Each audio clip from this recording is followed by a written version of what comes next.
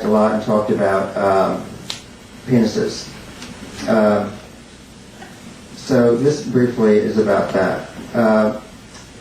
My wife and I are like oil and water. Sorry. Let's fuck it. Let's see. My family and I are like oil and water. Don't tell her I did that. My family are like oil and water. If oil made water depressed and angry and want to kill itself. So Orly and I decided to hire a doula to help us with the birth. Her name was Mary, and she came over a few afternoons later to get acquainted. "We don't speak to our families," I said. "That's sad," said Mary. "Not as sad as what we do," I said.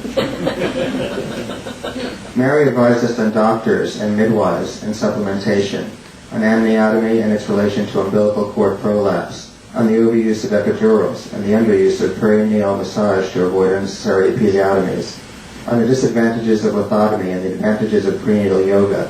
She advised us to use comfrey for hemorrhoids, to eat organic vegetables over non-organic, to use raspberry tea over black tea, to take generic prenatal vitamins over the more expensive brand-name prenatal vitamins, and recommended the nearby birth center in Rhinebeck over the local hospital in Kingston.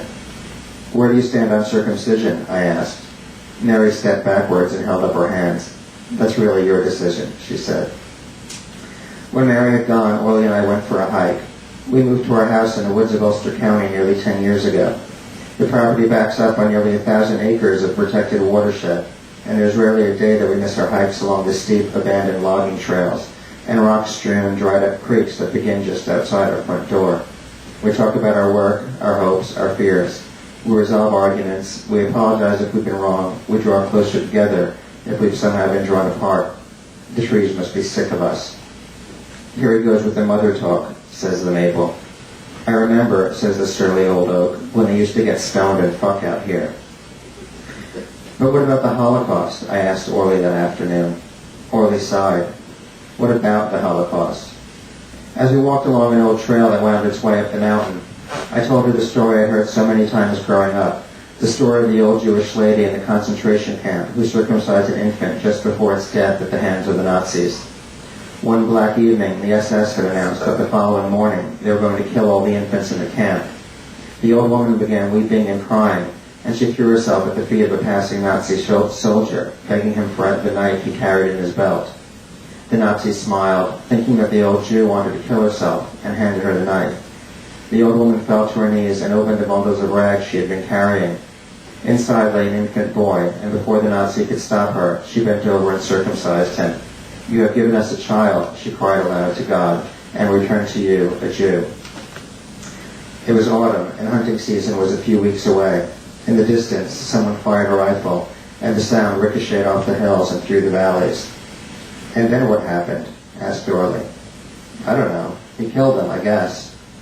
We walked along a little farther. Sunlight poured through the tall, dark pines. Another gunshot.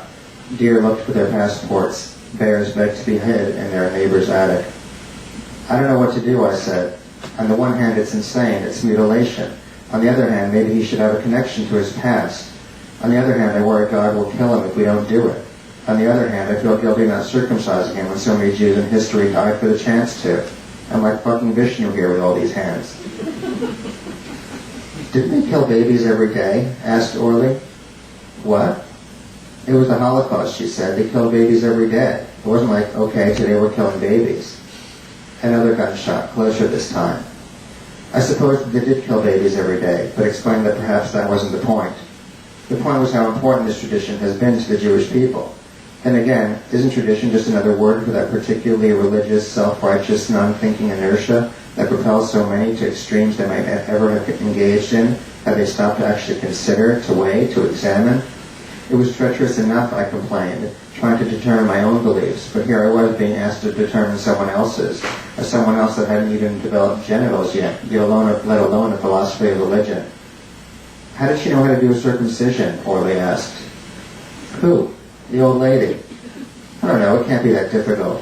"It can't be that difficult?" Orly's lineage is a physically appealing but discursively frustrating combination of Middle Eastern and Russian. Relentless interrogation is in her blood.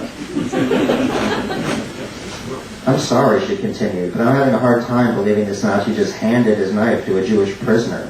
A knife is a weapon. And how did she... I mean, you don't just lop it off. It was the Holocaust, honey.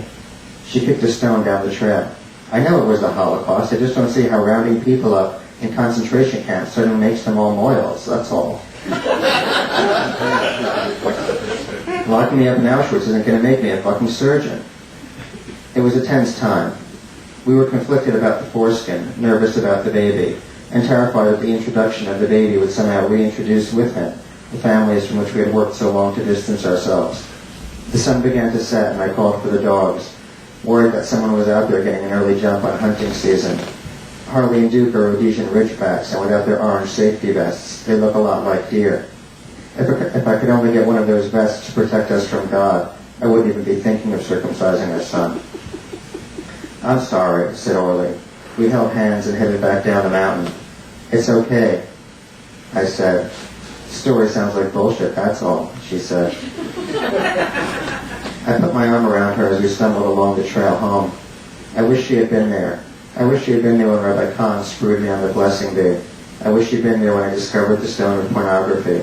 I wish she'd been there in the auditorium on Holocaust Remembrance Day to look over me after Rabbi Blofeld told the story of the old lady in the foreskin, to roll her eyes and mouth the word bullshit. That's how I know I love her.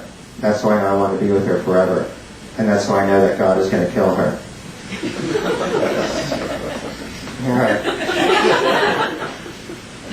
We're available for weddings and bar mitzvahs. That's it. Questions, accusations?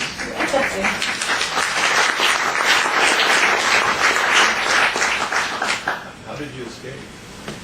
The question was, how did I escape? From God? Well, from the upbringing. Well, I got really lucky. I married somebody who was also on the run.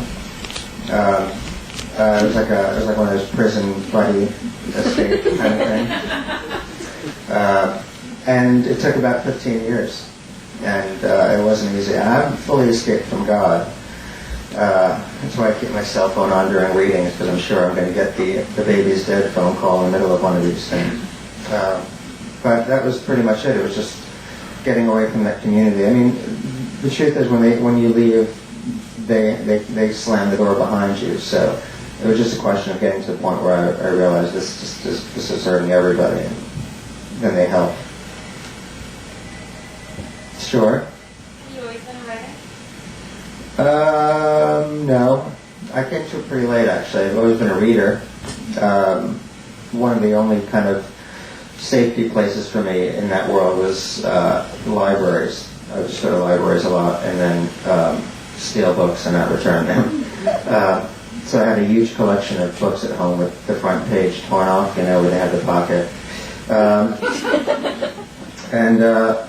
And then I dropped out of college and needed to make money. I took a job at an ad agency, and that led to somehow writing for Esquire and doing a lot of writing that was sort of about the world and not ever just about myself. And it wasn't until there was one like sort of momentous night where I'd finally taken some professional advice and wrote a letter to my family saying I wanted to be left alone for about 6 months or so, just some time away to see how I do. And for some reason I wrote the letter, and it was the saddest letter ever. And I took the laptop I'd written on, I walked down the hall to the bedroom to have Orly read it, and she starts to read it, and I took it back, and it was just weird kind of, wait a minute, this is not me. To me, this is not a sad moment. This is like writing the warden and saying I'm leaving and thinking it's sad because I'm leaving prison. And so I went back and I said, let me write a different one. And I wrote, I guess if it could be a funny, I don't want to speak to you again letter, that was it. And it just was at this point where I just realized, well, I can use this. I can use this sort of way of changing the soundtrack that I've been given in my head to something that's more appropriate to myself, and that was when it started. Sure. How did you get it published, given that it seemed to ruffle a lot of feathers? I mean, it's great that I think a lot of people can really sensitive in the publishing industry. Well, ruffling feathers isn't a bad thing to do in the publishing industry. In fact, a lot of